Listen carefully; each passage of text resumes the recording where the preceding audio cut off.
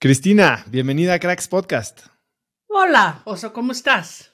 Muy bien, muy contento porque, como sabes, tengo mucho tiempo queriendo platicar contigo y hoy se nos hace, así que muy contento y muy ansioso de escuchar esa gran historia que tienes tú, que creo que todos que aún tenemos un pequeño niño dentro, siempre soñamos y aún cuando cada vez vemos más documentales y fotos y libros, decimos, esa es la vida cuando somos niños que queremos vivir. Pero antes de llegar a esa vida, tengo entendido que hace poco tuviste un accidente bastante fuerte. Sí, primero que nada quiero decir, Oso, que es una gran oportunidad hablar con esta audiencia y que estoy súper agradecida de tener este chance de platicar un poquito mi historia. Y sí, es ese niño que llevamos dentro el que me llevó a subirme en una e-bike sin casco y me di un... me di súper fuerte, terminé en el hospital con una contusión, costillas rotas, una vértebra comprimida. Y pues sí, me tardé 6 semanas en curarme, pero ya estoy al 100% otra vez. ¿Y fue algo que en algún momento te hizo recapacitar sobre cómo estás viviendo tu vida? Sabes que siempre he vivido mi vida al máximo. El día que me muera no quiero dejar nada sin hacer. Entonces hubiera estado bien si ahí terminara. Lo que no quiero terminar es en el hospital como vegetal. Y me acuerdo que me desperté como a las 2 de la mañana en el hospital con las manos vendadas porque me di fuertísimo y me toqué los dientes así. Dije, ay, por lo menos tengo dientes. Sí, o sea, como que te hace recapacitar en lo frágil que es la vida y lo frágiles que somos los humanos, ¿no? Sí me asusté. ¿Qué hay en tu bucket list hoy? Hay tantas cosas en mi bucket list, pero si quieres que sea sincera y súper honesta, lo que más me gustaría es no tener que estar en el negocio de salvar a la vida en el planeta para poder dedicarme a ser artista. Me encantaría no tener que estar en este rollo de abogacía simplemente porque ya ganamos la guerra contra la destrucción del planeta Tierra.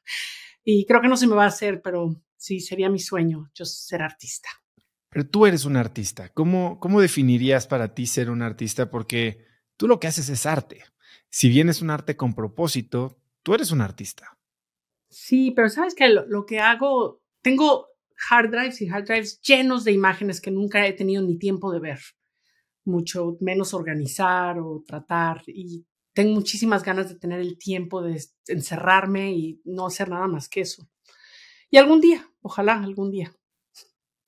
Cristina, tú tuviste una infancia bastante normal, pero tu mamá, que psicóloga, PhD, una mujer muy estudiada, educada, dices que fue quien te encaminó a buscar la aventura.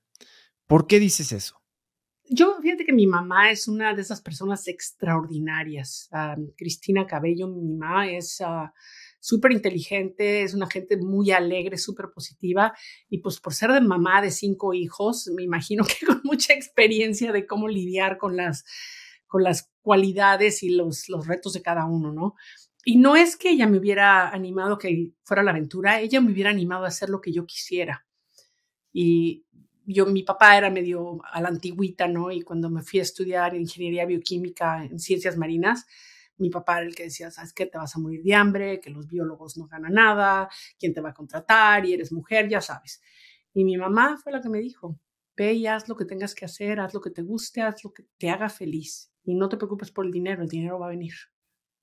Y cuando eras chica, ¿tú siempre te inclinaste hacia la vida natural, los animales, la biología? ¿O de dónde viene este interés que se convirtió, yo creo que en una vocación? Sí, sabes que mucho viene de tanta lectura, ¿no? Leía muchísimo cuando era niña y sí, siempre una gran afinidad a la naturaleza, pero también tengo este otro aspecto que es realmente un sentido contra la injusticia.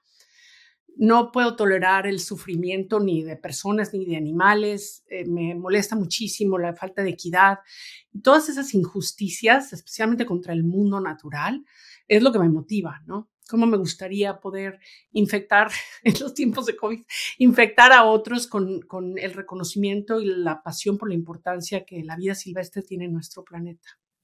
Y cuando eras chica, ¿recuerdas la primera vez que sentiste esa Como dice, lo que te choca, te checa, ¿no? ¿Cuándo sentiste esa frustración, ese dolor, alguna injusticia que recuerdes vividamente? ¿Sabes qué? Yo crecí en Cuernavaca, justo a la orilla de un pueblito que se llama Ocotepec, que es súper rural y tiene todavía una comunidad indígena bastante grande. Y en esos pueblos a los perros los tratan de la fregada.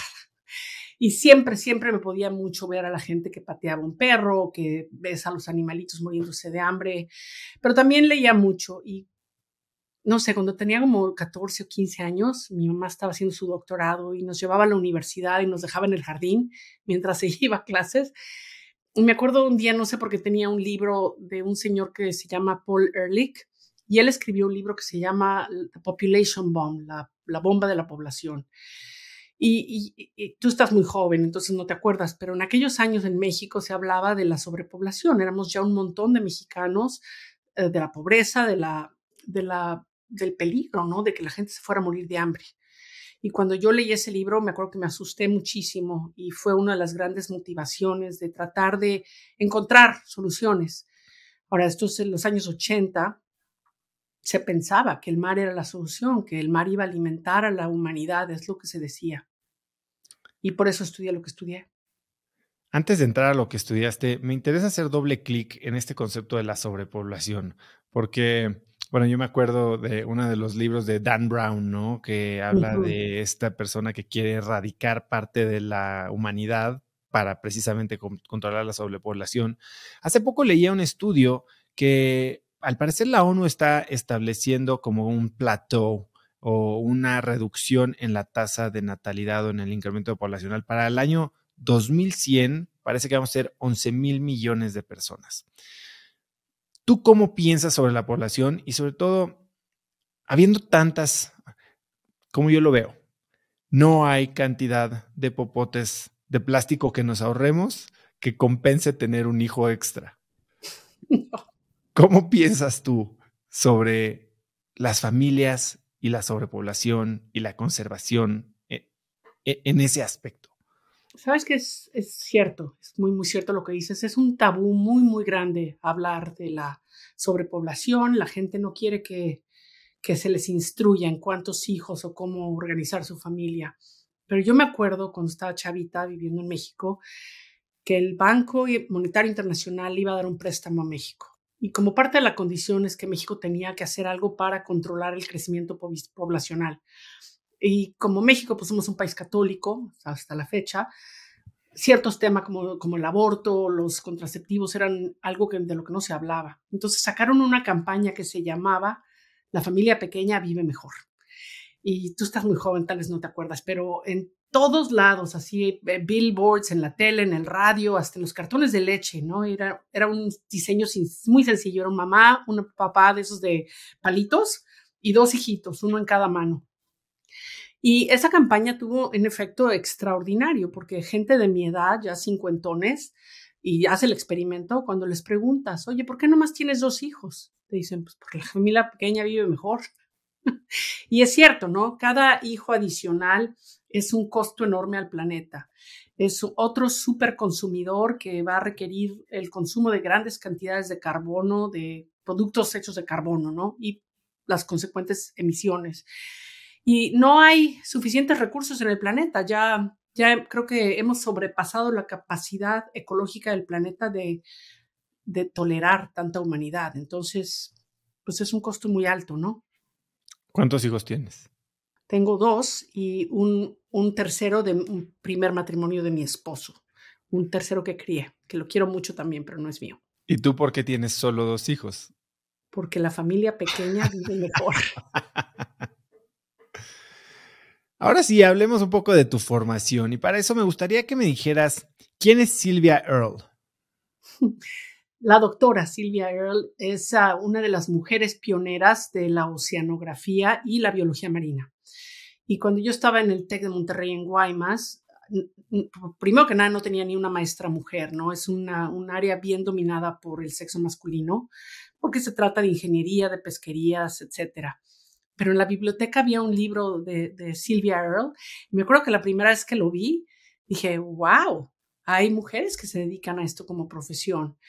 Y Silvia, a través de los años, se ha convertido en un ícono de la conservación marina.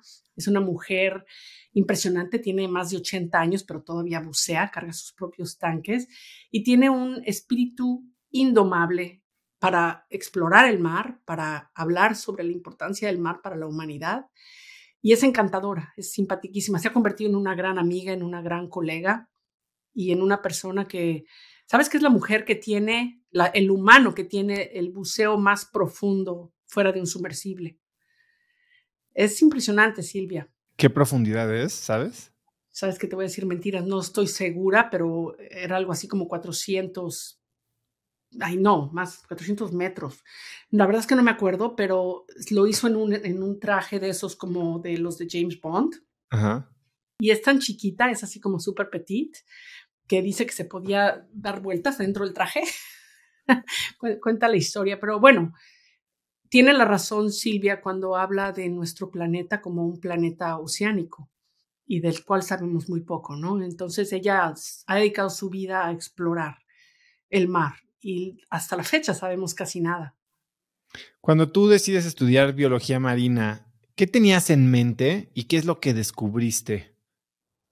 No, primero lo que yo tenía en mente, según yo, iba a ir a nadar con delfines, íbamos a tener, ya sabes, las prácticas de avistamiento de ballenas, pero mi papá era, como te digo, súper conservador, entonces él no quería que me fuera a una universidad estatal en Ensenada, ¿no? Él quería que fuera al TEC de Monterrey. Y entonces en el TEC de Monterrey lo único que se le más o menos parecía era ingeniería bioquímica en explotación de recursos marinos. Y lo que eso es el estudio de las pesquerías y la acuacultura. Entonces lo que yo fui a estudiar fue la industria pesquera. Y la industria pesquera en México es una de las más atroces en el mundo. ¿Qué es lo que la hace así? Pues la falta de oversight, de lineamientos, el abuso y la facilidad con la que se le puede corrompir a las instituciones como Conapesca. Entonces, durante muchas décadas ya se han venido saliendo con la suya de explotar un recurso que nos pertenece a todos los mexicanos, pero que en realidad solo beneficia a 10 o 11 familias. Es una mafia industrial, ¿no? Y pescan de una manera que saquina la minería, ¿no? No es una pesca sostenible de ninguna manera y muy inteligentemente a colegas de biología pesquera se les paga para que digan las cosas que sustancian y racionalizan la pesquería industrial, pero la verdad es que ya se han extraído más del 80% de los recursos vivos del mar, especialmente en el Golfo de California, de donde vienen más del 70% de los recursos pesqueros de México. Y entre ellos está la sardina. La sardina es un pescadito así chiquito que se multiplica por los millones y son bellísimas, Oso. Cuando nadas con las sardinas, las oyes antes de verlas. Pues, shh, porque nadan todas juntas, ¿no? Y se hacen así como una pelota. El bait Para ball. protegerse, sí, un bait ball, para protegerse de los depredadores.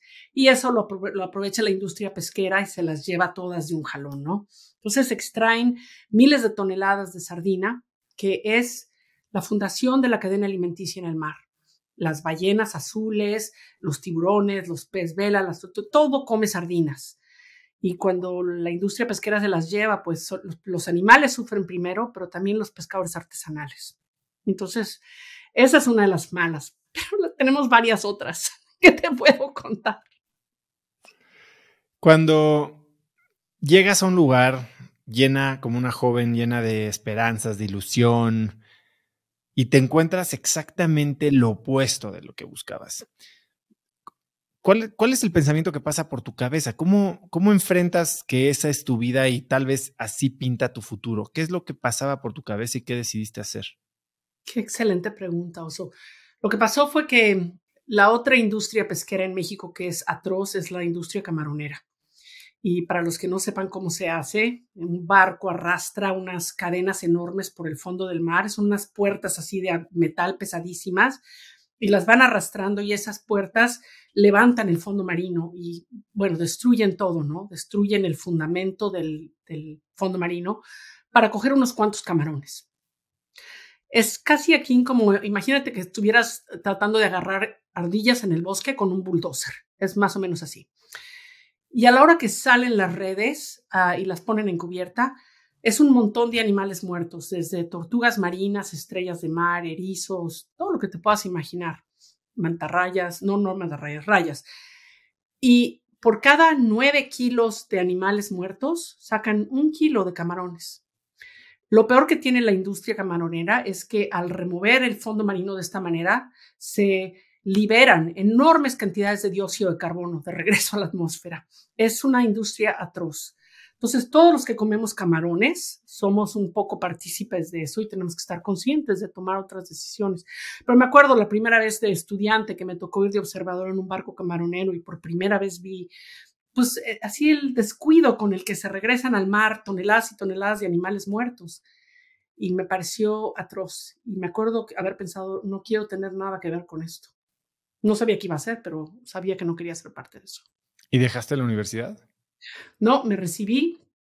Y fíjate que el año que me recibí fue 1989 y uno de los últimos cursos que tomé, porque además de la industria pesquera, estudiamos un poco cómo se enlatan los productos marinos, ¿no? En México, en los años 80, teníamos el enlatado de carne de tortuga marina, si te puedes imaginar. Uno de estos señores de la industria pesquera tenía una planta empacadora de carne de tortuga marina. O sea que hemos hecho muchos avances, pero tenemos mucho que hacer todavía. ¿Y en qué momento entra la fotografía a tu vida? Mucho después. Me regresé a Cuernavaca cuando me recibí y me acuerdo los primeros 6 meses estar en mi casa y la presión de mi papá, ya sabrás. Imagínate, ¿qué vas a hacer? ¿Dónde vas a trabajar? No puedes estar aquí, bla, bla, bla, bla, ya. Y yo buscando trabajo, ¿no? Y fue un amigo mío que tenía un tío que tenía un hotel en Acumal. Y creo que me veía un poco desesperada y me dijo, oye, mi tío quiere hacer así como una pequeña reserva alrededor de su hotel, que tenga monos y tortugas, etcétera, y necesita un biólogo. Y yo le dije, yo voy. Me dijo, no te puede pagar, pero te puede dar alimento y dónde quedarte. Me fui. Estuve 1 año en Acumal, imagínate. Feliz, corriendo descalza por la selva, dibujando mariposas, buceando todos los días, haciendo un levantamiento de los recursos biológicos de este lugar. Y entonces, ¿cómo evoluciona eso a volverte una fotógrafa profesional? Tuve muchísima suerte porque como al año de que estaba ahí, había habido un huracán y como a los 3 meses pasó un grupo de biólogos, se quedaron en el hotel y estaban viendo cómo se recuperan los ecosistemas después de un huracán y uno de los indicadores son mariposas. Entonces me preguntaron, como yo era la guía natural del hotel, dónde podían encontrar y los llevé y estuvimos platicando. Y yo siempre tenía una curiosidad sobre cómo funcionan los ecosistemas. Entonces se impresionaron y me ofrecieron trabajo en una organización nueva en aquella época que se llamaba Conservación Internacional y acababan de abrir una oficina en la Ciudad de México. Y parte de esa oficina era compartirla con un fotógrafo muy famoso que se llama Patricio Robles Gil, con quien compartí la oficina 1 año y fue de él que empecé a ver cómo la fotografía juega un papel tan importante. ¿Y la adoptaste como un hobby? No, sabes que Patricio es un hombre muy inteligente y él estaba haciendo libros, es un gran fotógrafo de naturaleza, con mucho amor por México, ¿no? Entonces, unos libros hermosos de nuestros recursos de fauna, de flora, pero también de nuestras tradiciones indígenas. Pero Patricio habla muy mal inglés, entonces me pidió que le ayudara con las traducciones primero y luego a escribir los pies de foto. Y poco a poco me fui metiendo en el negocio de los libros de Patricio. Y me acuerdo la primera vez que me pidió que escribiera parte de los textos. Y yo ya en aquella época me interesaba mucho por la ciencia de la conservación. Y bueno, ya sabrás, la emoción de escribir un libro. Y el día que lanzamos el libro, que fue en la Embajada de México en Washington, imagínate el evento, es una recepción lindísima con todos los embajadores de todas partes y ponen el libro abierto así en una mesa para que la gente lo pueda hojear. Y yo estoy viendo a la gente que hojean el libro y nadie lee de qué se trata, pero la gente se para en las fotos y las mira y lee los pies de foto y empiezan a preguntar, ¿dónde fue esto? ¿Y cómo tomaste esta foto? ¿Y qué es este animal?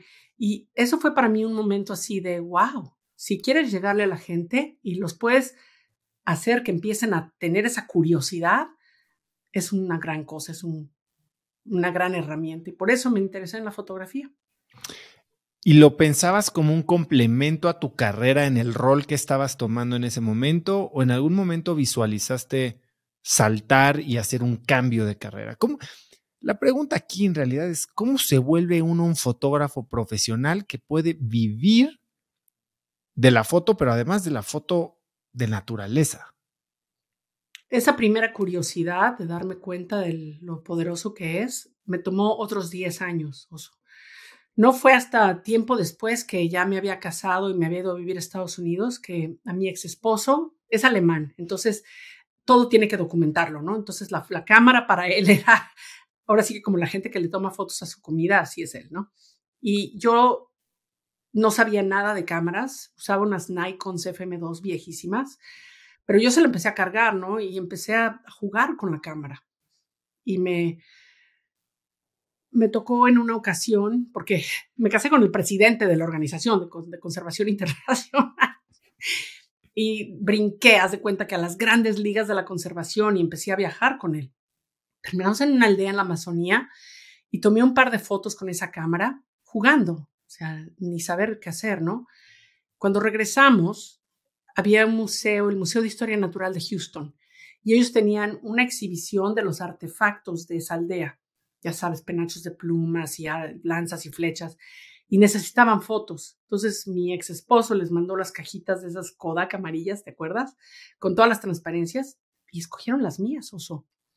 Entonces imagínate cuando vamos a la apertura de la exhibición y me bajo del taxi y así en la portada, ¿cómo se dice? En la fachada del museo, mi foto, pero así enorme, y con el crédito a mi ex esposo, a Rosmittermeier, porque pensaron que era de él, ¿no? No sabían. ¿Y cómo te sentiste en ese momento? Dije, wow. Me acuerdo que pensé, tal vez tengo lo que se requiere para tomar fotos, pero no tenía ni idea cómo usar la cámara. Y me acuerdo que, bueno, ya tenía un par de hijos, mis 2 hijos. No sé, ¿tienes hijos, Oso? Tengo 2, 7 y Tienes 8 2, sabes años. cómo los puedes adorar, pero llega un momento en que ya lo que quieres es salirte de la casa un rato, ¿no? Entonces me metí a O unas irte clases a esconder al nocturnas. Ártico, como es en tu caso. Sí, yo me metí a unas clases nocturnas de fotografía. Claro, por salirme de la casa, pero también por aprender, ¿no? Y me sirvieron muchísimo. Estuve 2 años yendo a mis clases nocturnas y aprendí muchísimo sobre fotografía. Me dices, sentí que tenía lo que se necesitaba, pero no sabía usar la cámara. ¿Dónde se parte esa línea entre qué se necesita para ser fotógrafo? ¿Es una habilidad natural? ¿Es una intuición? ¿Es una, no sé, percepción visual? ¿Qué es eso que se necesita que no es técnico? Ujú. Sabes que lo que es la buena fotografía lo dictan los fotógrafos que hemos considerado buenos en el pasado, ¿no? Y gran parte de hacerte fotógrafo es estudiar el trabajo de los que han venido antes que tú. Y a mí me encanta el trabajo de muchos fotógrafos que se dedican al retrato, que se dedican a la vida silvestre, entre ellos fotógrafos mexicanos como Graciela Iturbide, es uno de mis grandes héroes, pero otros como Art Wolf y Franz Lanting. Y entonces cuando yo vi mis fotos, dije, esa está igual de buena que la de Art Wolf. Me acuerdo que lo pensé. Y la fotografía es casi como un trabajo de detective, porque tú ves una foto y lo que te tienes que preguntar es cómo la hizo el fotógrafo, dónde estaba, qué lente, cómo llegó ahí. O sea, todas estas son parte de la logística de hacer fotografías, ¿no? Y aprender fotografía es empezar a elucidar ese trabajo de detective. ¿Y puedes hacer ese, digamos, reverse engineering cada vez que ves una foto? Muchísimo del tener éxito en la fotografía es hacer el reverse engineering, ¿no? Por ejemplo, una de mis fotos más famosas es una señora que fotografía en un mercado en China y trae un ganso en la cabeza. Y yo había visto fotos así que tienen, haz de cuenta que el fondo es negro completamente. Pues, ¿cómo le hizo el fotógrafo para que todo estuviera negro atrás? Tienes que hacer ¿cómo se dice en español? Un underexposure, ¿no? Tienes que bajar la exposición 3 o 4 paradas. Entonces empiezas por ahí. ¿Cómo tiene que estar la luz en la cara de la persona para que el resto esté completamente negro? Y empiezas a hacer, y al mismo tiempo, trae un ganso en la cabeza, entonces ese ganso está así como medio apanicado. Tienes que parar la acción con un shutter speed bastante rápido. Entonces, ¿cuál tiene que ser tu ISO para poder hacer eso, no? Todas esas cosas se vuelven semiautomáticas entre más las practicas. Llega un momento que ya ni siquiera lo piensas, pero al principio de tu trabajo de fotógrafo estás constantemente pensando en esa relación entre el shutter speed, el f-stop y el ISO. Qué interesante lo que me dices porque y probablemente muchas de las preguntas que te haga hoy suenen muy básicas o hasta tontas y me disculpo de antemano por eso, pero ¿te imaginas que alguien toma una foto y, bueno, medio que le mueve aquí y allá, pero a ver qué sale? Tú me estás hablando de que ya tienes la imagen de la foto en la mente antes de salir a cazarla. Sí, al punto, y por cierto, no hay preguntas tontas, solamente hay tontos que no hacen preguntas. Gracias. Sí, sí, exactamente. Mira, al punto que cuando trabajas para una revista como National Geographic y tienes la presión enorme de producir 12 imágenes para la revista, ahora sí que las tienes que dibujar antes de irlas a cazar, porque tienes que hacer una una foto que establezca el sitio, un detalle acerca de lo que estás fotografiando. Tiene que ser un retrato del héroe. No sé, tienes solo 3 o 4 páginas, ¿no? 12 fotos a lo mucho. Cada foto tiene que hacer mucho trabajo. Si las dibujas antes, te puedes imaginar cómo cuando la ves dices, ahí está la oportunidad. O sea, es básicamente como hacer un storyboard. Exactamente. Y te ayuda muchísimo. Ahora dime algo, ¿cómo de estar tomando fotos, estar en una organización de conservación, llegas a la meca, a lo que todo fotógrafo o incluso todo explorador y aventurero sueña, que es trabajar en Nat Geo? Ujú. ¿Conoces el concepto de Ikigai? Lo El, conozco. pro- el propósito de tu vida, que es la confluencia de 4 cosas. Lo que te encanta, que es también lo que sabes hacer bien, que es lo que te paga y es lo que el planeta necesita. Y cuando encuentras esas 4 cosas juntas, pues ya estás, ¿no? Ya no te levantas a chambear, te levantas al culminamiento de tu propósito. Así fue como llegué, haciendo listas de esas 4 cosas. Y yo sabía que en esos años, y que era muy difícil entrar a National Geographic, es súper competitivo, gente increíblemente talentosa, es una familia muy cercana de fotógrafos y editores. Entrarle no es fácil, pero yo también sabía que siempre están buscando gente que cuente historias de manera diferente. Y yo tenía la gran fortuna de que vivía en Washington, donde están los headquarters de National Geographic, y que por mi trabajo en conservación, que por cierto es mi primera pasión, la fotografía es completamente secundaria, ¿no? Um, por mi trabajo en conservación ya me invitaban a los congresos, a los simposios, ya me invitaban a hablar de mis experiencias como conservacionista. Y así fue, haciendo relaciones personales. Es que me acuerdo una vez mi papá me dijo, cuando estaba en la universidad, me dijo, no te preocupes tanto de lo que dice el maestro, pon más atención a con quién está sentada, porque esas son las relaciones que te van a abrir puertas en la vida. Y es cierto, si pones atención a tus relaciones personales, ahí es cuando se abre la oportunidad, cuando te dicen, oye, hay un chance, ¿lo quieres?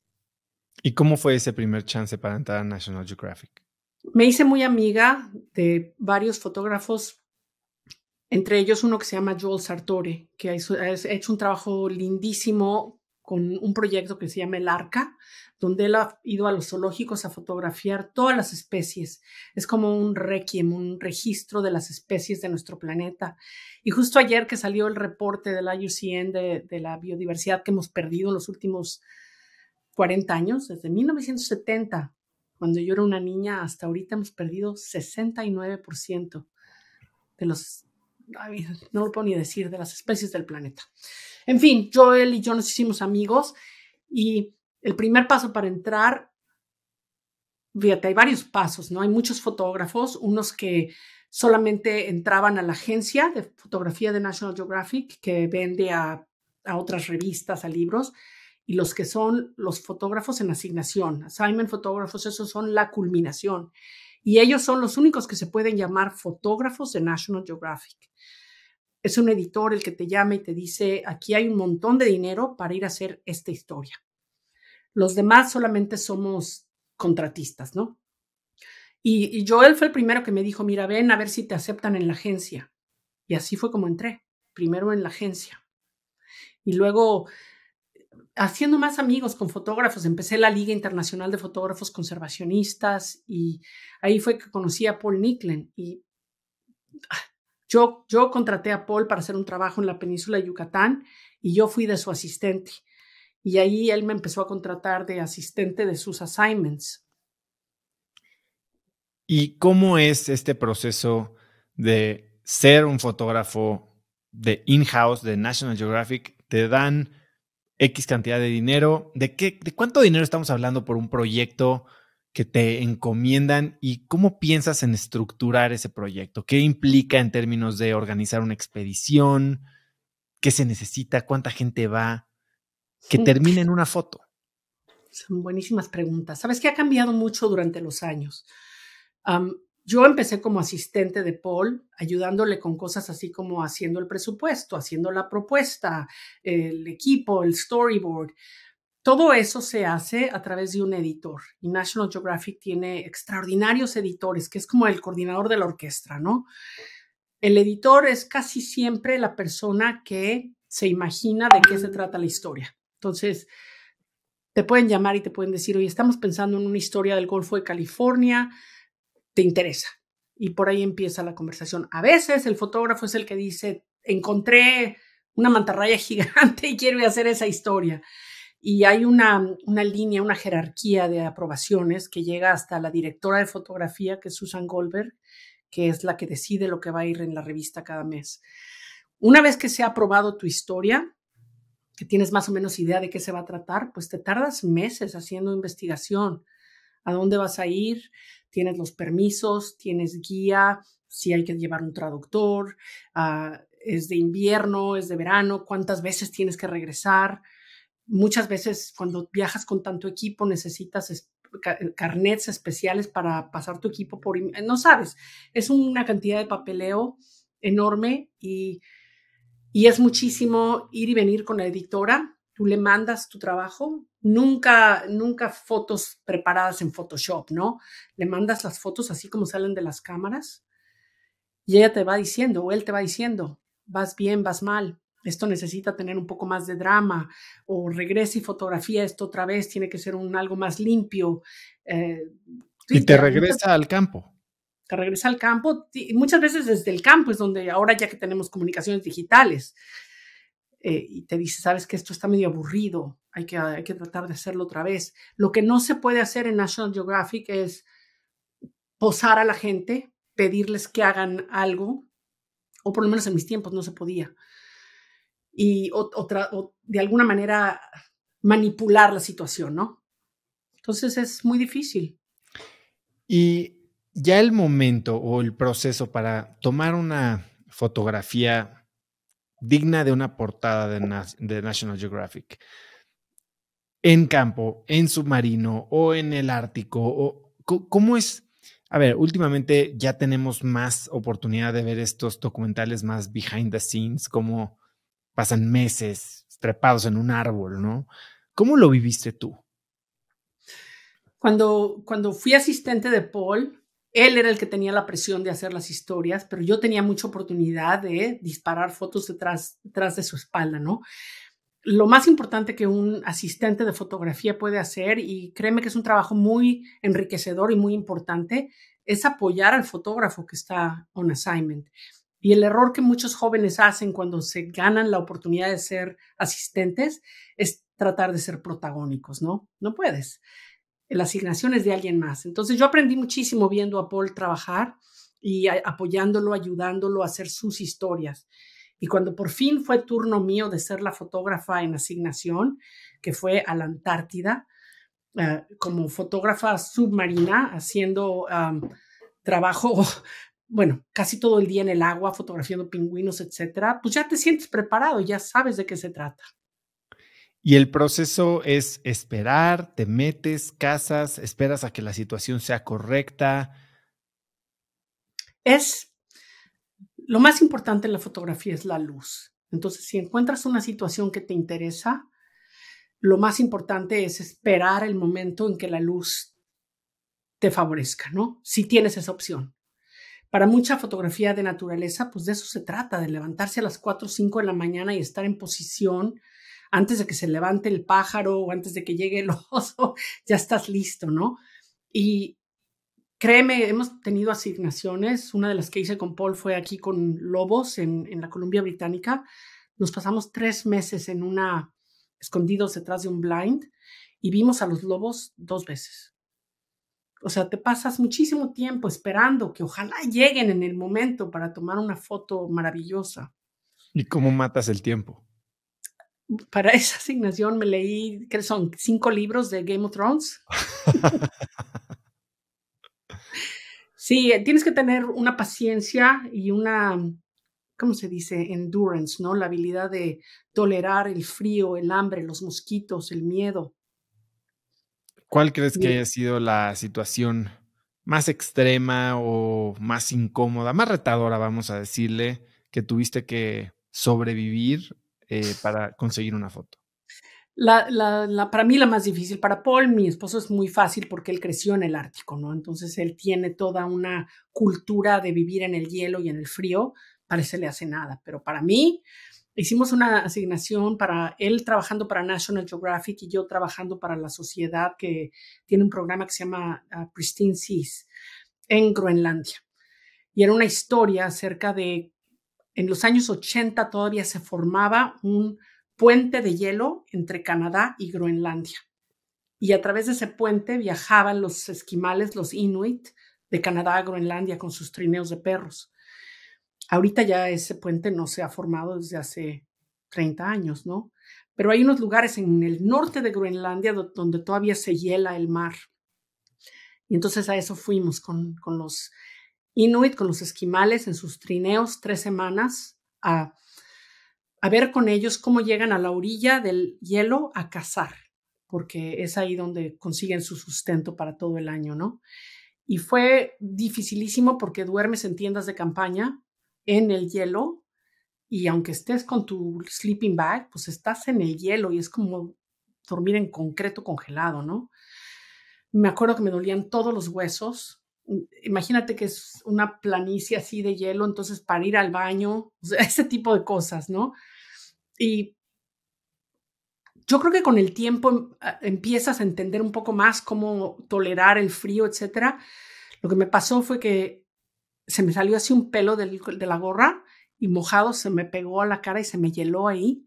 Y entonces me lo tuve que arrancar, ya sabes, con todo y piel.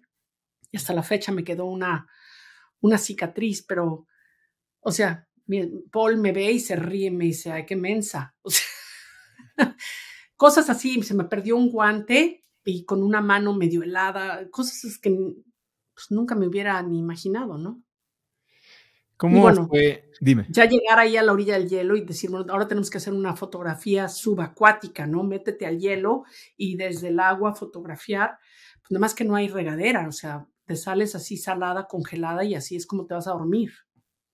Eso, muy difícil. ¿Cómo fue tu primera foto submarina?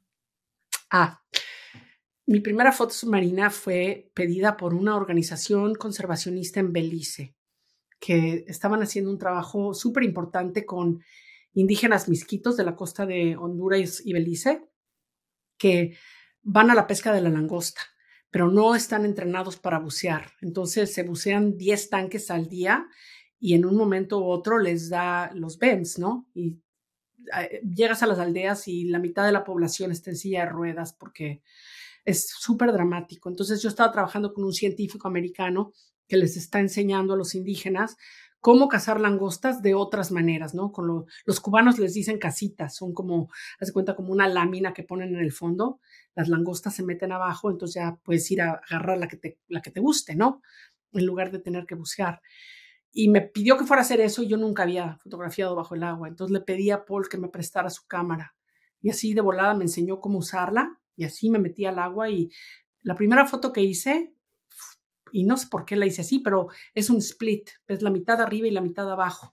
Y abajo se ve un pasto marino lindísimo y arriba se ve una isla con pájaros.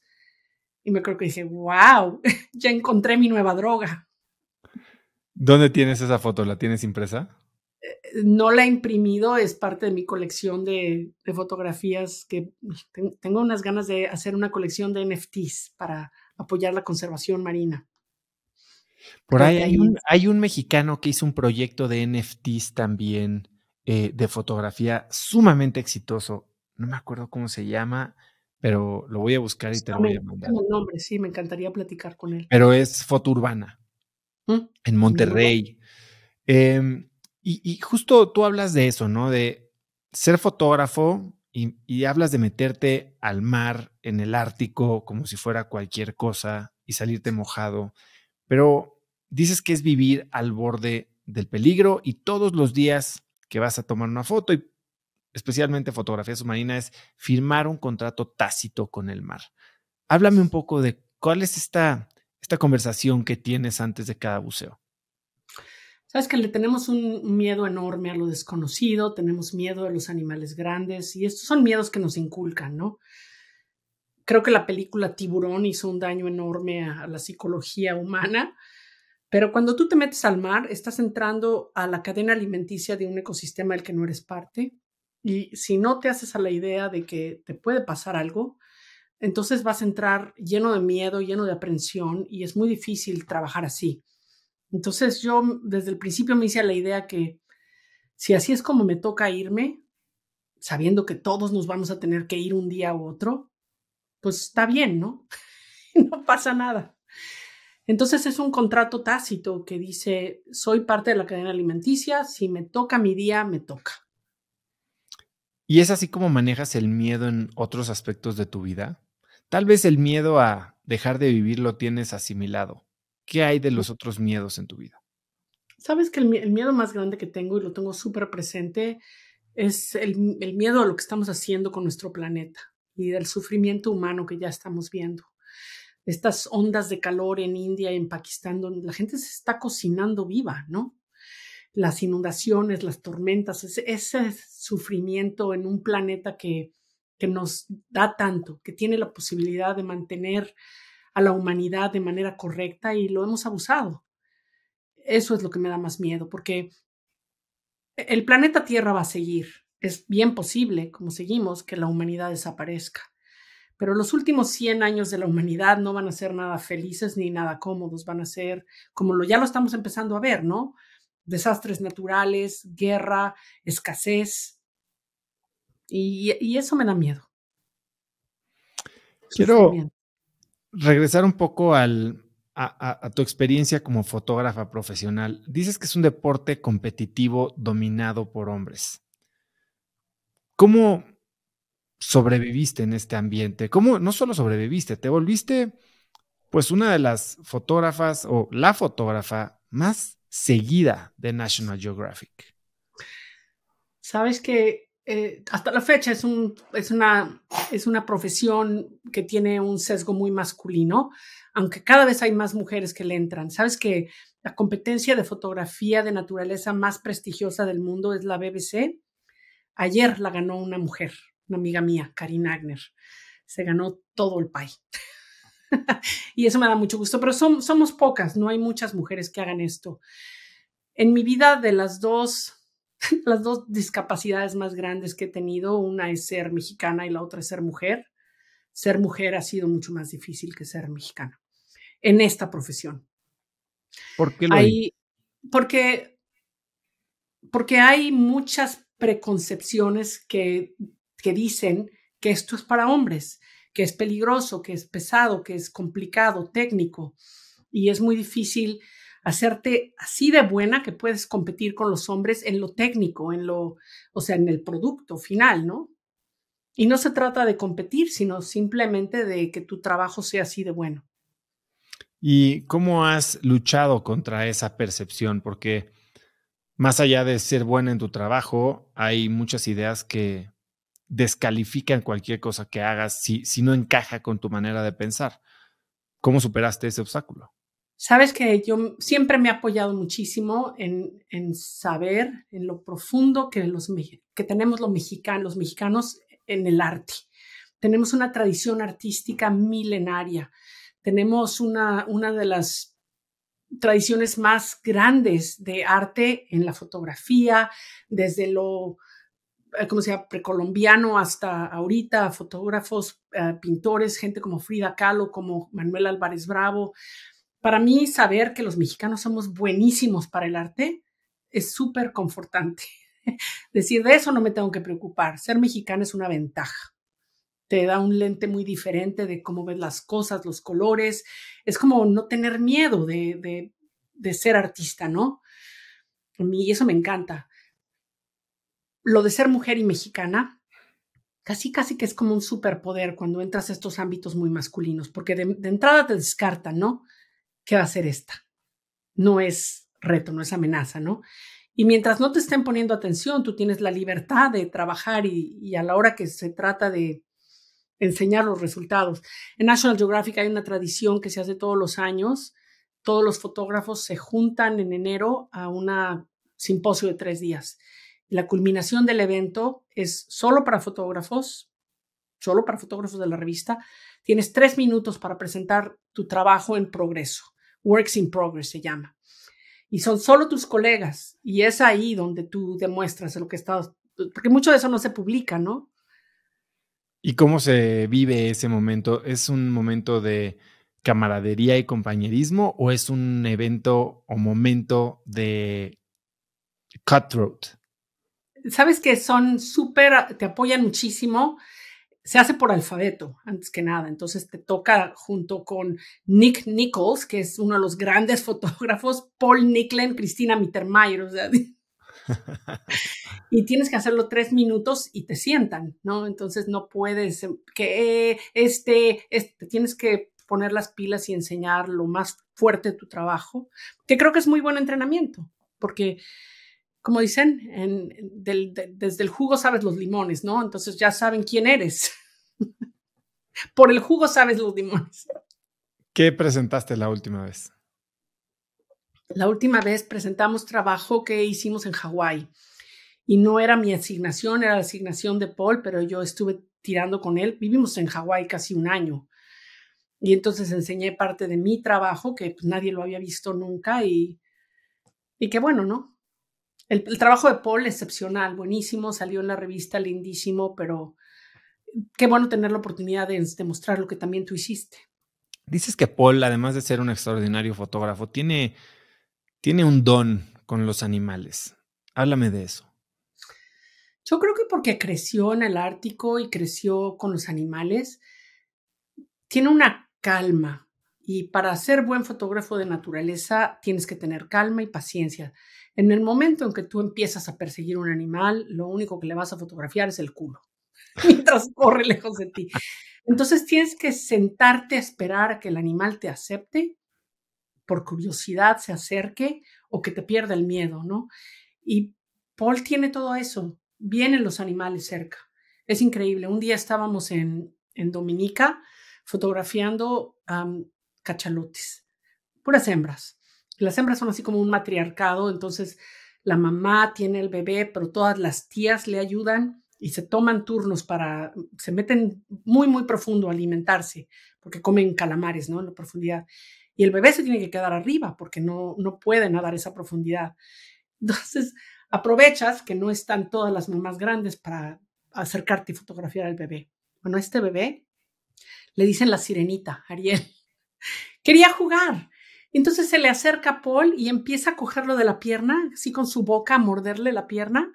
Y yo, bueno, fotografiando, pero al mismo tiempo pensando, lo va a lastimar. Paul se reía, así, pero llorando en la máscara, porque la sirenita no tiene dientes. Es un bebé. ¿Y has tenido alguna situación en la que sí te has sentido en peligro frente a un animal? Sabes que hay momentos en que se te acerca un oso grande y hay animales que son más agresivamente curiosos que otros, ¿no? Hay animales que te pueden morder, pero que sabes que no comen gente. La foca leopardo, por ejemplo, ¿no? Que si tú te alteras, si tú reaccionas, tal vez te muerda. Entonces, estar calmado es lo mejor. Pero hay animales que son depredadores, que andan buscando qué comer y esos son con los que hay que tener cuidado, los osos polares, algunas especies de tiburones, no otras.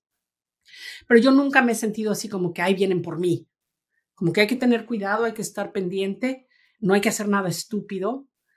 Muchos de los ataques de tiburón, por ejemplo, suceden cuando alguien se asusta y empieza a nadar, y el tiburón es como un bulldog, ¿no? Él ve eso y dice, presa. ¿Y alguna vez se te ha salido de control alguna situación? Nunca, nunca. Hay varias veces que me he salido del agua porque dices, bueno, esto ya se está poniendo demasiado interesante. He tenido varios incidentes donde en el buceo es fácil perderse en el mar, ¿no? 2 o 3 veces me ha tocado que me arrastre una corriente porque te estás en la cámara, no te estás fijando en lo que haces. Y a la hora que volteas ya no hay nadie, estás solo. Y a la hora que sales, el barco está hasta allá y dices, me irán a encontrar, ¿no? Hablando de osos polares, cuéntame sobre esta foto que le dio la vuelta al mundo. Uh-huh. Esa foto fue una gran oportunidad porque mucho del trabajo que hacemos, lo más difícil es encontrar los barcos para llegar a las zonas remotas, especialmente en los polos. Y este barco nos lo prestó un billonario. Entusiasmado por el trabajo que hacemos, nos invitó en el barco con sus amigos unos días, con la condición, le dijo Paul, que una vez que ellos se fueran, nos dejaran usar el barco una semana más. Un barco hermosísimo. Y así fue como encontramos, yendo de bahía en bahía, buscando qué fotografiar. Y Paul lo vio con sus binoculares y pensamos que estaba muerto. Y de pronto levanta la cabeza. Y entonces Paul dijo, vamos a armar una expedición a tierra, llevar la embarcación, ir a filmar y a fotografiar. Y poco a poco este oso que estaba muriendo de hambre se levantó y caminó hacia donde nosotros estábamos escondidos atrás de unas casas abandonadas, porque aún así, lastimado, muriéndose de hambre, un oso polar es peligroso. Y bueno, este pobre animal encontró un bote de basura y sacó así como un pedazo de un asiento de snowmobile, se lo empezó a comer. Y no sabes por qué, cómo termina un animal así. Yo tengo mis teorías de tal vez, yo creo que alguien le disparó y no lo mató y ya no pudo caminar, está muriendo de hambre. Pero lo que Paul quería decir con esa foto, habiendo crecido en el Ártico, es que cuando la ciencia nos dice que para el 2050, por la pérdida de hielo en el Ártico, los osos polares se van a extinguir, no quiero que se lo imaginen así como que se apagaron luces, ¿no? Un animal muriéndose es una cosa muy dramática. Y queríamos levantar la conciencia de la gente, de decir, esto es una manera horrible de morirse, de no poder cazar, de morirte de hambre, ¿no? Y tenemos que hacer algo porque los siguientes somos nosotros. Tenías la intención de comunicar esto, pero nunca te imaginaste el impacto que podría tener. ¿Cómo vivieron esto que se propagó como fuego? Sí, fue parte en que no teníamos mucha experiencia o sea, a mí nunca me había tocado que algo se hiciera viral, ¿no? Entonces lo publicamos, hicimos la foto en julio, la publicamos en noviembre y te digo, no, por ninguna otra razón que tenemos hard drives llenos de fotos. Y Paul dijo, bueno, vamos a sacar este video, ¿no? Y en el video se ve el oso polar y yo hice una serie de fotos también. Y National Geographic nos llamó y nos dijo, esto está fuertísimo, nos gustaría republicarlo en nuestros canales y nosotros les dimos el footage. Y National Geographic lo recortó de nuevo con un nuevo título que decía, esta es la cara del cambio climático. Y eso fue lo que desató una controversia enorme, con toda la razón, ¿no? No sabemos si el animal se estaba muriendo por cambio climático o no. Pero más de 2 billones de personas vieron esas fotos, ese video. En National Geographic se hizo el video más viral en la historia de la sociedad y fue la historia de cambio climático más vista en el 2017. ¿Y cómo cambió para ti la percepción de tu trabajo y cómo veías hacia el futuro después de esa foto y de ese video? Sabes que yo siempre he tratado de que mis fotos tengan un look optimista, ¿no? Yo me inspiro mucho, por ejemplo, con Martin Luther King, que en su famoso speech no nos dijo, tengo una pesadilla, nos dijo, tengo un sueño. Y pintar la visión de lo que puede ser para mí es muy importante. Pero de vez en cuando, como Martin Luther King, hay que recordarle a la gente dónde estamos. Yo no creo que machacar todos los días el drama y el sufrimiento es productivo, ¿no? Nadie quiere ver eso. Pero de vez en cuando hay que recordar que no todo está bien que tenemos que hacer trabajo para mejorar. Entonces aprendí varias cosas. La primera es que muchísima gente tiene el mismo miedo que tengo yo. La gente está preocupada por lo que está pasando con el planeta y mucha gente estaba agradecida. La gente se nos acercaba llorando en la calle. Gracias. Muchos otros deprimidos, ¿no? Sin duda. Una señora me escribió y me dijo, tengo 3 días que no puedo levantarme de la cama pensando en este pobre oso. Pero un tercer grupo de personas, los que estaban negando el cambio climático, ¿no? Y me di cuenta que están muy bien organizados, están muy bien financiados por me imagino que son los medios de comunicación de la derecha, y ellos contratan a pseudo expertos. Entonces, todo eso, al cabo de los meses, te das cuenta quiénes son las personas hablando como expertos en los medios de comunicación. Y te das cuenta que muchas veces son plantados, pagados y que no tienen nada de experiencia, ¿no? Siendo un poquito abogado del diablo aquí, me dices que no estaban seguros de que la condición del oso fuera causada por el cambio climático. ¿Qué sentiste? O sea, es una causa noble, pero sigue sin tener total fundamento. ¿Cómo piensas tú de eso hoy? Sabes que no es el único oso que hemos encontrado en muy mala situación. Hemos encontrado otros osos y Paul me lo dice porque él es biólogo de osos polares, ¿no? Que en 20 años que él trabajó en el Ártico no se encontraban osos muertos y que ahora no es tan poco común, no te los encuentras muertos. La emoción que tú sientes cuando ves un animal muerto no es la misma que tú sientes cuando ves un animal que se está muriendo. Y eso era lo que Paul quería comunicar, ese sufrimiento, ¿no? Este pobre animal y no hay nada que podamos hacer por él excepto tratar de mejorar la condición del planeta. Empiezas a crecer en popularidad, tienes todo este alcance, tienes al alcance de tus manos y prácticamente a tu disposición, si bien no voluntariamente, pero sí, a la plataforma más reputable en términos de conservación del mundo. ¿Por qué dejarlo? ¿Por qué salir de Nat Geo? Nat Geo entró en un proceso de transformación bien interesante. Lo compró Fox Media en el 2016 y muchas cosas empezaron a cambiar.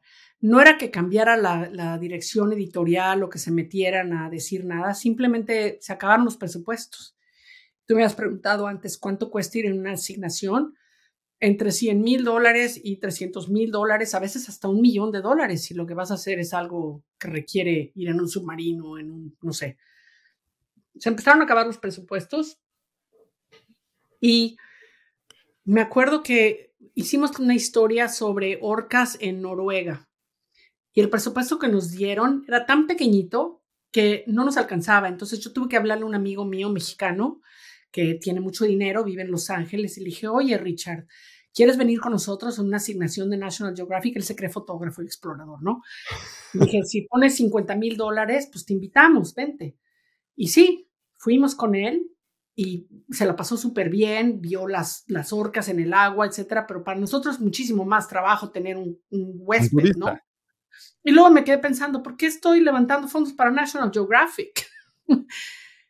Y entonces Paul ya estaba medio frustrado porque muchas veces los editores no quieren contar la historia como tú la quieres decir, ¿no?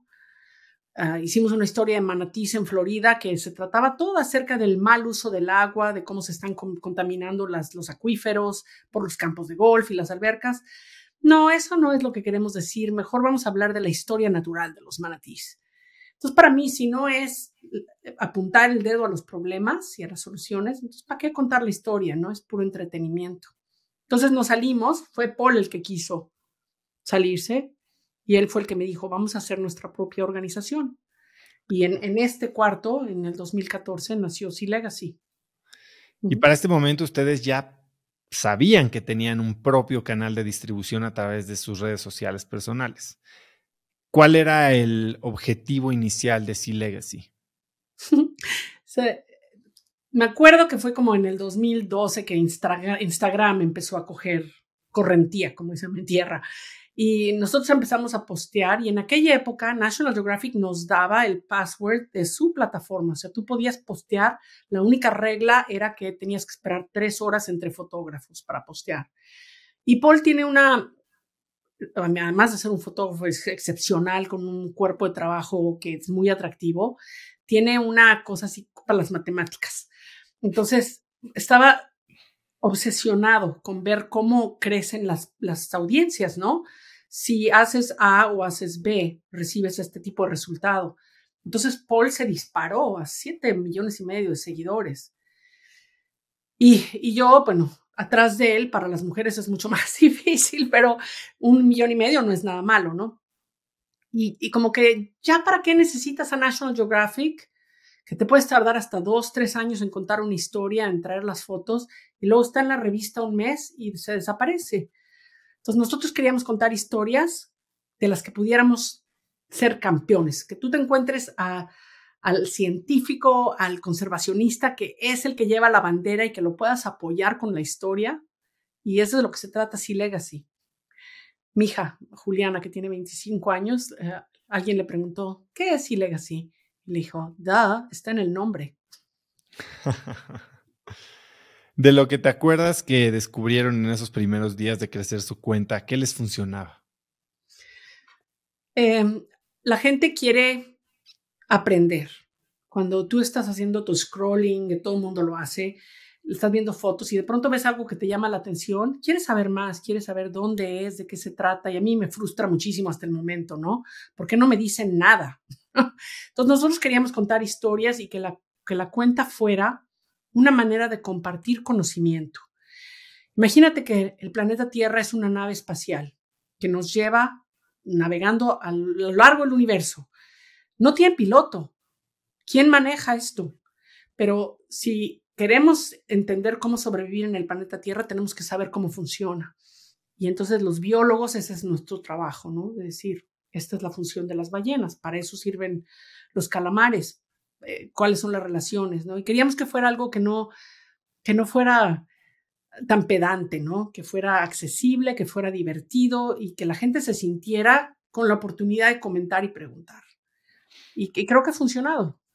Oye, y el cambio, después se vende National Geographic a Disney. Uh-huh. ¿Y sientes que existe un cambio nuevamente un poquito más a este lado, incluso divertido como lo mencionas? Lo digo porque, bueno, yo creo que la primera vez que topé contigo fue en el episodio de Welcome to Earth con Will Smith. Y por más que tu nombre no suena mexicano ni suena latino, yo dije, ella es latina, ella habla español, la voy a buscar. Sí. Y el episodio con Will Smith es muy divertido. Uh-huh. ¿Regresaste o sientes que National Geographic ha dado como vuelta a la esquina y que está tratando de aprender o aprendiendo de Disney en cómo conectar con nuevas audiencias? Creo que sí. Sabes que nunca nos fuimos de National Geographic. Todavía tenemos grandes amigos, una excelente relación, todavía publicamos en su Instagram, etcétera. Lo que sucedió cuando entró Fox y luego Disney es que mucho del conocimiento institucional, gente que había trabajado ahí 30, 50 años, que sabía muchísimo, pues o se fueron o los corrieron o los reemplazaron y eso está perdido ya, ¿no? Entonces, ahorita a mí me sería muy difícil saber ni a quién ir con una historia, aunque me han pedido que haga una historia porque necesitan más mujeres, pero como que no sé, cuando hice el capítulo con Will Smith, lo hice sí porque siempre, bueno, me encantaría conocer a Will Smith, ¿quién no, verdad?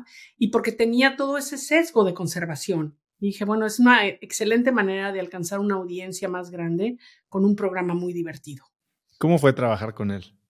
Sabes que es un encanto. Will, aunque es afroamericano, es muy latino, habla español perfecto, baila salsa. Es una gente muy accesible y es encantador, ¿no? No hubo a quien le dijera que no le quería dar autógrafo, sacarse el selfie con todo mundo. Lo que le faltaba para mí era la curiosidad acerca de más a la conservación, más de lo que estábamos haciendo. Nunca me preguntó más allá de lo que estaba en el guión. Ya. Cuéntame sobre el Sea Legacy 1. Sí, el Sea Legacy 1 fue toda la idea de Paul, porque una de las cosas más difíciles de nuestro trabajo es el costo de una embarcación. Imagínate que un barco cuesta hasta $5,000 al día, a veces hasta más. Entonces, Paul siempre quiso tener una plataforma con la que no estés contando el tiempo, ¿no? ¿Cuándo nos tenemos que regresar? Entonces, buscó muchísimo tiempo hasta que encontró el Sea Legacy 1, que es un catamarán de aluminio. Es lo que se llama un ketch rig, tiene 2 mástiles y es one of a kind, solo hay uno. Lo construyeron en Nueva Zelanda, le ha dado la vuelta al mundo 3 veces y lo compramos porque los dueños lo usaban para enseñar veleo y ya se querían retirar. Y encantadores, una pareja en Maryland, no lo vendieron justo antes de COVID. Entonces, cuando empezó la pandemia y nos quedamos encerrados en esta casa, el barco en Maryland, el ex dueño nos dijo, lo tenía en su muelle, en su casa, me dijo, yo puedo empezar a arreglarlo para que esté listo para navegar. Entonces, Paul y yo compramos un camper y por carretera nos fuimos. Cruzamos todo Canadá y bajamos a Maryland y sin saber velear nos fuimos a las Bahamas. ¿Y para qué compraban este barco? ¿Cuál era la intención? ¿Cómo lo querían usar? Paul, si le preguntaras eso, te diría lo que queremos es libertad, poder ir. Y así fue, nos fuimos a las Bahamas y nos pasamos un año fotografiando. Las Bahamas es el único país en el mundo que ha protegido el 100% de sus aguas contra la pesca del tiburón. Entonces hay muchísimos tiburones. Al mismo tiempo es un país que tiene su Producto Interno Bruto está casi exclusivamente atado al turismo, más del 90% de sus recursos. Y Dorian les dio durísimo. Entonces, creo que tienen una deuda enorme y la pandemia aún peor, ¿no? No había nadie ahí, no había ni un barco ni un turista. Entonces, el gobierno de Bahamas se veía casi que forzado a aceptar la exploración petrolera como una opción económica. Y lo que nosotros queríamos hacer era contar una historia diferente, que dijera, la pandemia se va a terminar, ojalá algún día los turistas regresen y este es un paraíso, ¿no? Y en eso estábamos, fotografiando tiburones, cuando un día llega un barquito de los Estados Unidos, porque entre Florida y las Bahamas no es nada, y es un científico americano, se llama Austin Gallagher, que estudia tintoreras, tiburones tigres. Entonces vino a tomar una cerveza en el Sea Legacy 1 y me dice, oye, Cristina, le puse una cámara en la aleta dorsal al tiburón y revisando el footage me doy cuenta que nada sobre cientos de kilómetros de pastos marinos. Entonces empezó todo un proceso de, pues, ¿qué tan grande es el pasto marino? Un año y medio después sabemos que es 92,000 kilómetros cuadrados. Es el pasto marino más grande en el mundo y esta semana sale la nota en Nature. Austin la publicó. Pero lo que pudimos hacer es llegar al gobierno de Panamá a decirles, este recurso, este pasto marino, absorbe carbono. Después de hacer los estudios de carbono, es más o menos 3% de las emisiones anuales. Y se pueden emitir créditos de carbono contra su protección. Entonces, de alguna manera, ayudamos a crear un mercado de carbono azul para las Bahamas que va a generar $350 millones al año para el gobierno, pero también para más protección marina. Se hizo una cuenta especial para que no sea corrompible, está atada al blockchain. Ese es el tipo de cosas que puedes hacer cuando estás en un lugar por un tiempo. Me encantaría que me hablaras más sobre cómo piensas del blockchain en torno a la conservación, porque sé que es algo que tal vez no mucha gente empata, pero que tú tienes muy presente.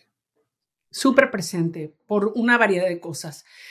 Es cierto que los primeros años del blockchain están atados a un consumo energético muy grande, pero son los primeros pasos de algo increíble. Imagínate, Oso, que cuando Henry Ford inventó el primer carro que existió, el Modelo T, no había ni una carretera.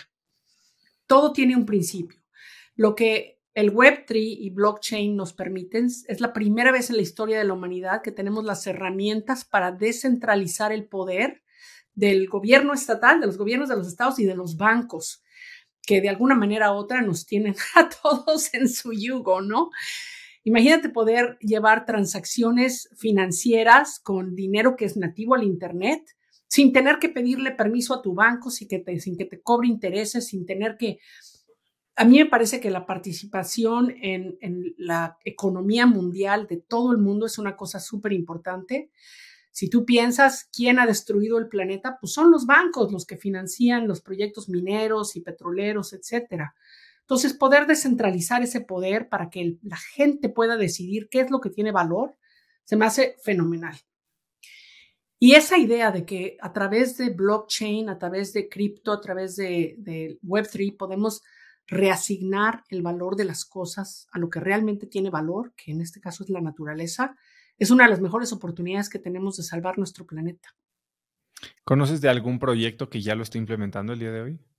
Hay varios. Hay uno que me encanta que se llama Angry Teenagers, adolescentes enojados, que están haciendo un proyecto de blockchain y están, creo que usan NFTs para generar reforestación es en Ghana. Tienen un proyecto muy grande de reforestación y está pasando rapidísimo. Y hay muchísimos fotógrafos que usan NFTs para donar a proyectos de conservación, pero ese es el primer paso. Yo soy parte de un proyecto que se llama New Atlantis, es una organización descentralizada que está tratando de elucidar cómo generar créditos de biodiversidad. Entonces, ahorita tenemos créditos de carbono y se van a hacer súper populares. Entonces, tú puedes eliminar tu huella de carbono comprando esos créditos, ¿no? Imagínate que tú creas un área marina protegida y en el primer año haces un estudio metagenómico de la columna de agua y tú sabes que a través de la genética hay cierto complemento de fauna. Un año después regresas y estudias esa columna otra vez. Si hay un incremento en la calidad y abundancia de biodiversidad, que a veces es microscópica, ¿no? Tú puedes generar un crédito contra eso. Explícame cómo es este estudio metagenómico de la columna. Me perdiste ahí un poco. Sí. Tomas una muestra de agua, la miras en el microscopio y le haces unas pruebas y tú puedes ver el DNA de todos los animales que están presentes en esa zona, en el agua. Tú puedes ver que hay DNA de una ballena, hay DNA de peces, tú puedes saber cuánto más o menos. Y eso todo se puede cuantificar y es gracias al machine learning, AI. Por primera vez en la historia de la humanidad tenemos la tecnología satelital, drones, que nos permite corroborar todo eso. Cristina, ¿y tú inviertes en criptomonedas? Claro que sí, porque va a ser un proceso como todos los procesos, pero la historia del dinero ha cambiado también. Entonces, la gente que cree que sus dólares tienen un lingote de oro en algún banco están muy equivocados. Los bancos imprimen dinero que no tiene ningún valor y por eso sufrimos estos procesos inflacionarios. No tiene ninguna diferencia con la criptomoneda, ¿no? Es simplemente dos seres humanos que están dispuestos a hacer un intercambio de valores. Entonces, las criptomonedas que a mí me interesan son las que están hechas en los blockchains que tienen el menor impacto energético, que cada día son más, ¿no? Entonces no tienes Bitcoin. Tengo un poquitito de Bitcoin porque creo que Bitcoin se va a tener que poner las pilas. Y bueno, ahorita estamos viendo una caída enorme en todas las criptomonedas, pero no me sorprende porque también los mercados normales están caídos, ¿no? Estamos en un proceso financiero económico muy interesante en el planeta. Cuando hablas de blockchains que son relativamente eficientes, ¿cuáles tienes en mente? Bueno, todo el mundo está poniendo atención a lo que sucedió con Ethereum 2.0 con Proof of Stake, que lo que ha sucedido ahora es que se hacen bundles de transacciones y se bajan todas de una. Entonces, no tiene ninguna diferencia en el uso energético que ver una película en Netflix o pasar tu Visa en una transacción, ¿no?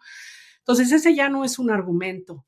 ¿Qué es lo que podemos hacer con estas criptomonedas? ¿Qué es lo que se me hace interesante? En la conservación, durante los últimos 30 años, le hemos venido prometiendo a las comunidades donde estamos tratando de proteger recursos, en la Amazonía, en los manglares, lo que sea, que se van a beneficiar de la conservación.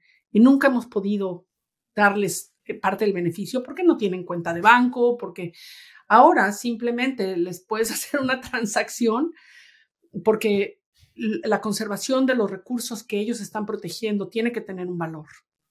Y hasta ahora la economía, como nos la imaginamos los últimos 100 años, nunca le ha dado valor a la naturaleza. Es algo que se explota pero que nunca se le regenera, ¿no? Y todas las externalidades, la contaminación, la destrucción, pues no entran en los cálculos económicos. Entonces, si queremos quedarnos a vivir en este planeta, que algunos de nosotros queremos, tenemos que imaginarnos una economía diferente. Cristina, tú tienes ahora sí que asiento de primera fila al estado de salud del planeta. ¿Qué nos espera? Estamos en aprietos, Oso. Estamos en problemas. Si ya perdimos 70% de la biodiversidad y viendo cómo están las conversaciones de cambio climático, sabemos que no le vamos a llegar a 1.5 grados, sino que va a ser mucho más. ¿Te imaginas que el planeta se va a volver más violento, más desagradable, más peligroso, ¿no? Pero yo también tengo mucha esperanza porque esto de lo que estaba hablando del blockchain es parte de un movimiento enorme que se llama el ReFi, es reimaginarse las finanzas. Y yo creo que eso nos da muchísima promesa, si podemos usar la voluntad pública para darle valor a lo que tiene valor, para decir, si lo que nos interesa es atender el cambio climático, entonces tiene que tener un valor, la gente tiene que ganar dinero protegiendo la naturaleza. ¿Y qué podemos hacer las personas? Porque mucho has mencionado tú que por más que ahorremos popotes y que usemos pañales de tela y no de plástico, pues es relativamente poco versus el poder que tienen los gobiernos, que rara vez actúan con contundencia. Exactamente. Tenemos que seguir haciendo todo eso. Hay que reciclar, hay que eliminar el consumo excesivo. Yo hablo mucho, en inglés se dice enoughness, ¿no? Es un sentimiento de suficiencia, comprar menos, consumir menos, desperdiciar menos, que todos son principios importantes. Pero si realmente queremos ayudar, tenemos que imaginarnos un futuro diferente. Y creo que ya sabemos que los gobiernos como son, los bancos como son y las corporaciones como son, no les interesa. ¿Por qué lo querrían cambiar? Entonces, si quieres ser parte del cambio, entonces hoy métete al internet y busca cómo abrir tu primera cartera de cripto, compra tus primeras monedas de cripto. Si no quieres comprar mucho, ahorita es un buen momento de comprar porque está tan barato que si sube de precio vas a ganar, ¿no? Y hay que empezar a entender cómo estas tecnologías nos pueden ayudar a imaginarnos un futuro diferente. Hablas de la conservación como el camino a la paz, la abundancia es el camino para la paz. ¿Cómo se apoya la conservación? Entiendo las acciones que hacemos en nuestras casas, pero después tenemos a gente como tú que está viviendo en las Bahamas, que suena muy sexy, o Hawái, que suena muy sexy, pero también en el Ártico, que no suena tan sexy. ¿Cómo se apoyan a estas personas? Sabes que a mí lo que me interesa en la conservación son dos cosas: atender la pérdida de la biodiversidad, cómo podemos eliminar, ahora sí que es, ¿cómo se diría en inglés, en español? La destrucción de la vida silvestre, y al mismo tiempo atender el cambio climático, ¿no? Y muchas veces están muy atadas de la mano. Hace un par de años, Oso, porque leo muchísima literatura científica, me encontré con un papel en el jornal de ciencia y el título me encantó. Decía: reconstruir la vida marina en una generación. Y los autores, que son 20 de mis científicos favoritos, escribieron una receta con 6 acciones que podemos tomar para restablecer la salud y abundancia del océano en una generación. O sea, para el 2050, imagínate. Y esas 6 acciones son súper alcanzables. La primera es que tenemos que proteger 30% del océano para el 2030. Entonces, esto es un trabajo político de convencer a los gobiernos de crear áreas marinas protegidas, que son como parques nacionales en el mar. Eso es lo que estamos haciendo en Baja. En México tenemos uno de los parques nacionales marinos más grandes, más bien protegidos y más abundantes en el planeta. Se llama Revillagigedo. Y esos grandes parques súper bien protegidos donde no se permite la pesca o la minería es la manera en la que vamos a conseguirlo. Entonces, mucho de mi trabajo es hablar con el ministro de Ambiente, el ministro de Finanzas, el convencerlos con el uso de la fotografía de por qué. La segunda acción es que tenemos que eliminar el flujo de contaminación al mar. Y no son solo popotes, son fertilizantes, son hidrocarburos, son sedimentos. La tercera es que tenemos que proteger a las especies. Creo que es bien importante entender que si no hay especies silvestres en nuestro planeta, no puede haber vida en el planeta. Nosotros somos súper arrogantes, los humanos, no entendemos los ciclos de carbono, los ciclos de nutrición, las corrientes, pero si no tenemos ballenas, por ejemplo, no puede haber plancton. Y si no hay plancton, no puede haber secuestro de dióxido de carbono. Entonces, tenemos que proteger especies. Tenemos que restaurar hábitats como manglares y arrecifes de coral, porque ya perdimos la mitad. Tenemos que repensar la pesquería industrial, como ya te decía antes, es muy destructora. Y claro, el mar nos puede dar de comer, pero no así como se pesca. Y la última, que es la que más me gusta, es que tenemos que repensar en el mar como la herramienta más importante que tenemos para mitigar y atender el cambio climático. ¿Cómo se apoya una organización como Sea Legacy? ¿Cómo te financias? Nosotros tenemos donantes que nos apoyan, tenemos una junta directiva de gente que nos apoya con dinero, pero lo que más me gusta de Sea Legacy es que nos apoyan millones de personas con un poquito de dinero todos los meses. Estamos a punto de relanzar nuestra plataforma de Tide, donde por $1 al mes puedes contribuir a apoyar a las organizaciones que están haciendo todas estas acciones alrededor del mundo. Y $1 al mes no es nada, pero si 1 billón de personas pone $1 al mes, vamos a crear el primer super filántropo. Entonces, ¿quién necesita Bezos? ¿Quién necesita Elon Musk? Nosotros podemos atender el asunto. ¿Y dónde podemos saber más de eso o cuándo se lanza esta página? Se va a lanzar ya en las próximas semanas en sealegacy.org y se llama The Tide, la marea. Hay que darle vuelta a la marea. Vives en un mundo que muy poca gente ve, si no es gracias a tu arte, tus fotos, tus videos. ¿Te sigues asombrando? Sí, sabes que hay tanto que no sabemos de nuestro planeta. Todavía se encuentran especies nuevas. Mi hijo mayor, el que es mi hijastro, John, está en Papua Nueva Guinea, él también es científico. Estaba buscando una especie de ave que no se ha visto desde los 1800 y se creía extinta. Y la encontró.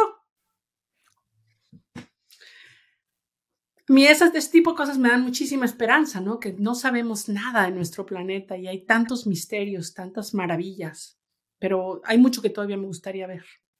¿Qué rol juega el asombro en tu vida? Hoy estaba leyendo un artículo que decía que el asombro en dosis frecuentes en la vida te hace no solo más tranquilo, sino que te hace hasta una mejor persona, ¿no? Era un artículo de The Guardian que decía cómo ver incluso documentales de naturaleza te puede producir asombro y eso generar una serie de beneficios. ¿Tú cómo piensas del asombro? Me encanta eso que acabas de decir. Creo que es el antídoto para el cinicismo, ¿no? Y el ser cínico es horrible.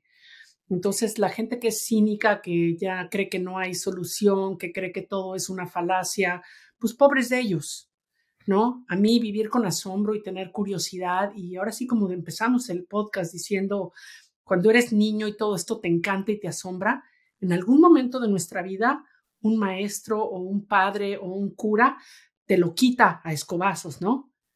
Y yo creo que tenemos que cultivarlo en los niños porque es ese tipo de asombro el que lleva a alguien como Elon Musk a construir una nave para ir a Marte, ¿no? Ahora, algo que me gustaría que me explicaras un poco que te oí decir es, bueno, parte de tu trabajo como buzo es mantener la calma, ya lo decías, ¿no? Bueno, con cualquier animal, pero también como buzo. Y dices que utilizas alguna técnica de respiración meditativa para calmarte, no solo bajo el agua, sino en otras situaciones también. ¿Cuál es esta técnica? Eso lo aprendí haciendo apnea, porque muchas veces el tanque de buzo es más estorbo que nada, ¿no? Muchas veces estás trabajando en la superficie del mar y solo necesitas hundirte 20, 30 pies. Entonces, aprender a aguantar el aliento y a aguantar la saturación de dióxido de carbono es bien importante. Entonces, tomé un curso aquí cerca de mi casa. Y entonces lo que haces no es hiperventilar, es simplemente entender que el órgano más grande de nuestro cuerpo es nuestro cerebro. Es lo que consume más oxígeno en nuestro cuerpo. Entonces, si tú puedes calmar la actividad en tu cerebro, vas a consumir mucho menos oxígeno. Entonces, de lo que se trata la respiración es simplemente de calmarte antes de entrar al agua. Y lo que haces es, haz de cuenta que estás en una boya agarrado y estás boca abajo con la cara dentro del agua y estás respirando. Y esta respiración te puede cambiar la vida, Oso. Son 8 segundos hacia adentro, no, 4 segundos hacia adentro, 8 hacia afuera. Y repetir, ¿no? Y te empiezas a imaginar que tu aliento es así como un gas color de rosa, ¿no? Que llega a tu cerebro, que llega a tus manos, que llega a tus pies, y empiezas a entrar así en un estado meditativo. Yo me he hasta dormido, pero lo que te permite es que cuando estés listo para entrar al agua y sumergirte, puedes estar hasta 3, 4 minutos, porque tu cerebro está calmo y no estás consumiendo oxígeno. Ahora, cuando me paro en un escenario a hablar enfrente de 7,000 personas y estás con el corazón que te hace así, apenas puedes respirar, 4 segundos para adentro, 8 para afuera y te calmas. Entonces, cuando te sientas ansioso, cuando te sientas estresado, trata de hacer 1 minuto de estas respiraciones y me lo vas a agradecer. Hablas también de entrenar a tu reflejo de respiración para así no acumular CO2. Ujú. ¿Cómo controlas esto? Pues sí, tu cuerpo, como somos mamíferos, tiene esa tendencia a percibir el dióxido de carbono y hacerte el reflejo de respirar, ¿no? Y se llama el reflejo mamario. Entonces, controlar ese reflejo y entender que aunque te estés sintiendo que te vas a ahogar, no es cierto. Todavía tienes muchísimo oxígeno circulando en tus venas y puedes estar en el agua muchísimo tiempo más, ¿no? Entonces, se trata de meter, se dice en inglés, wedges, así como una cuña, que dice, ya siento la necesidad de respirar, pero sé que todavía estoy bien. Entonces, tengo tiempo para llegar arriba, ¿no? Y calmarte. Entonces, cada vez que lo haces, pones una cuña nueva que dice, ahora aguanté 10 segundos más. ¿Has leído el libro Breath? Alguien me lo acaba de recomendar. ¿Tú ya lo leíste?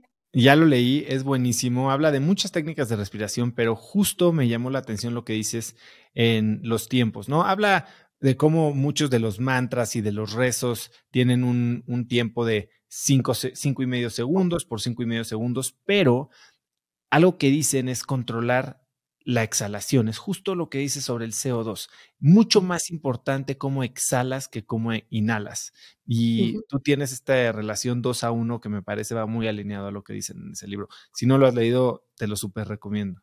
Vi una ponencia de TED donde también hablaba de 3 tipos de respiraciones dependiendo de la situación, ¿no? Entonces, cuando te levantas en la mañana, no quieres estar en este proceso meditativo, quieres estar en acción. Entonces, Fire breathing, sí. sí, exactamente, y respirar por la nariz, ¿no? Pero creo que es algo que subestimamos, la importancia de la respiración. Cuando pasas tanto tiempo en el agua, créeme que la entiendes muy bien. Cristina, dime de todos los proyectos que tienes en la mesa, ¿cuál es el que más te emociona en los próximos 12 meses? Tengo 2 que tengo muchísimo entusiasmo. Uno es la creación de un área marina protegida, una reserva marina muy grande que le da toda la vuelta a la Baja California Sur. Y esto es un sueño que tengo desde que estaba en la universidad. Es una reserva de la biosfera, lo que permite que se hagan ciertas actividades como la pescaría, pescas artesanales, los pequeños pescadores, pesca deportiva y turismo, pero que elimina la pesca industrial. Los pinches barcos industriales los mantiene lejos, ¿no? Entonces hay un proceso ahorita en la Baja California Sur de consultoría con los pescadores, con el gobierno, con otras organizaciones, y a eso acabo de estar en la Ciudad de México, no es cierto, en Baja, en La Paz. Y hay un entusiasmo muy grande, un sentido de esperanza muy grande, porque hay 9 especies de ballenas que contribuyen muchísimo al turismo, una cantidad enorme de sardina, de jureles, de los peces que se consumen localmente. No sabes, hay una abundancia de vida y qué maravilla sería si México pudiera declarar esta reserva. La segunda es que en enero vamos a ir a Revilla Gigedo, porque Revilla lo declararon Parque Nacional hace 2 años y quiero documentar en 2 años cómo la vida regresa. Si tú dejas al planeta descansar, la vida se recupera. Entonces, hacer ese trabajo de documentar que las áreas marinas protegidas funcionan, Bueno, lo vimos un poco durante COVID, ¿no? ¿cierto? No te puedo dejar ir sin preguntarte cuáles son tus top documentales de naturaleza que todo mundo debe de ver. Creo que, y ni siquiera es un documental, pero My Octopus Teacher, mi maestro del Buenísimo. pulpo, porque lo hizo mi amigo Craig Foster, que lo quiero mucho, y él empezó haciendo eso como un documental de conservación contra la industria de pesca de pulpo, no por los pulpos tanto como por las ballenas que se enmayan en las trampas, ¿no? Y cuando se lo vendió a Netflix, Netflix le dijo, tiene que ser una historia que entretenga, ¿no? Y así fue como terminó haciendo uno de los documentales más emotivos, más humanos, y que creo que han cambiado mucho la percepción de la gente que ya no come pulpo. ¿Tú comes pulpo? No. No, como algunos peces, porque no todos los peces son malos, ¿no? Y hay muchos productos de acuacultura que son muy buenos y hay muchos que son muy malos. Es muy difícil para el público en general saber lo que está bien y lo que está mal, pero te puedo decir que la tilapia, por ejemplo, es muy buena, se cultiva en agua dulce. Comer bajo en la cadena alimenticia, ostiones, almejas, mejillones, jaivas, todo eso es muy bueno. Comer alto en la cadena alimenticia, salmones, atunes, tiburones son depredadores. Así como no tenemos la expectativa de ir a comer leones o tigres o osos, no podemos esperar comer atunes, salmones o jureles porque son carnívoros. ¿Qué otro documental? ¿Qué otro documental? Creo que, ¿cómo se llama? Se llama, bueno, Planet Earth siempre ha sido uno de mis favoritos porque sí te da esa sensación de que somos una nave espacial. ¿Cuál otro me encanta? He visto varios últimamente. Esta gripa no te ayuda a tener la buena memoria. Ahorita me voy a acordar. Bueno, si no me los pasas y ya los agregaremos en las notas del episodio. Okay. Y Cristina, para dejarte ir, si pudieras escribir un mensaje en el cielo para que millones de personas lo vieran, ¿qué diría? We are all alone. Estamos solos. Nadie va a venir a ayudarnos. Tenemos que ayudarnos solos. Y realmente me gusta. Tuve la oportunidad de cenar con Elon Musk una tarde y habló muchísimo sobre la nave espacial que va a ir a Marte. Desde luego no me invitó a ir a Marte. Creo que a ti tampoco te ha llegado tu boleto. Entonces, la mayoría de nosotros nos vamos a quedar en este planeta. Me quedé pensando, el planeta Tierra es una nave espacial y todas las especies que nos acompañan son nuestros pasajeros que nos acompañan, ¿no? Vienen con nosotros. No sabemos nada de cómo funciona, pero estoy casi segura que si le abrieras la cajuela a nuestra nave espacial, estaría llena de agua de mar, porque el mar es el motor que moviliza este planeta. Y la única manera que lo puede seguir haciendo es si está vivo. ¿Qué impresión te dio Elon Musk? Es un tipo rarísimo.